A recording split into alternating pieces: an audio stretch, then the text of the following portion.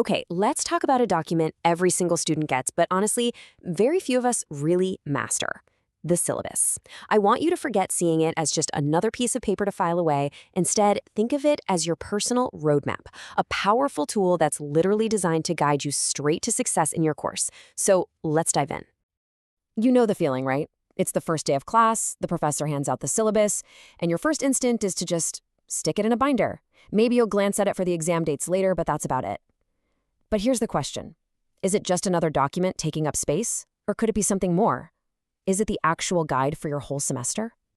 The source material we're digging into today puts it perfectly. The syllabus isn't just a boring list of rules. It really is a valuable resource that can pave the way for your success. The trick, though, isn't just to read it. The key is knowing how to decode it, and that's exactly what we're going to do. So if it's a roadmap, why is it so often overlooked? Well, a lot of students just underestimate how important it is, and that can lead to some real confusion and a ton of missed opportunities later on. When you don't read it carefully, you're missing the entire game plan for the course.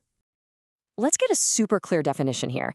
Think of the syllabus as the blueprint for your course. It lays out everything, what you're supposed to learn, the topics you're going to cover, every single assignment you'll have to do, and exactly what the professor expects from you. It's all right there from day one. So where do you even start? The very first thing you should do is a quick but thorough scan to just get your bearings. Think of it like you're a scout, reading the lay of the land. This isn't about memorizing every little detail right now. It's about understanding the big picture. This whole process breaks down into 3 pretty simple steps. First, get the vitals. Who's your instructor? How do you contact them? And check out those office hours. Seriously, those are a golden opportunity for one-on-one help. Second, grasp the mission. What's this course actually about? Are there any prerequisites you might have overlooked? And third, know the goal. The learning objectives literally tell you what you should be able to do by the end of the semester. Okay, now it's time to decode what I like to call the rules of engagement. This is where you figure out how you're going to be graded and what rules you need to follow to succeed. This part is absolutely critical because it has a direct impact on your final grade. You have got to pay close attention to how the grades are weighted. So in this example, you can see the final exam is worth a whopping 50% of the total grade. Knowing that on day 1 is a massive advantage. It tells you exactly where you need to focus most of your energy and helps you prioritize your time all semester long. Next up are the policies you just can't ignore, especially academic honesty. It is so important to understand exactly what your instructor considers plagiarism and what their specific rules are. Ignoring this can have really serious consequences, so you need to be crystal clear on this stuff. And beyond academic honesty, you really need to dig into the fine print. Ask yourself a few questions. What happens if I hand something in late? Is attendance mandatory? What's the policy for accommodations if I need them? Knowing these things up front is going to save you so much stress down the road. Now, all this information we've gathered starts to come together to help you master your timeline.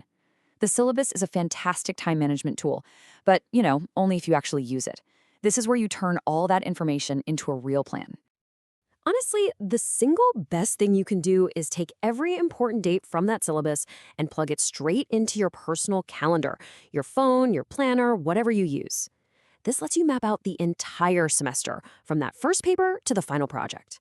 It keeps you on track and prevents those awful last-minute panics. And hey, while you're at it, don't forget your resources.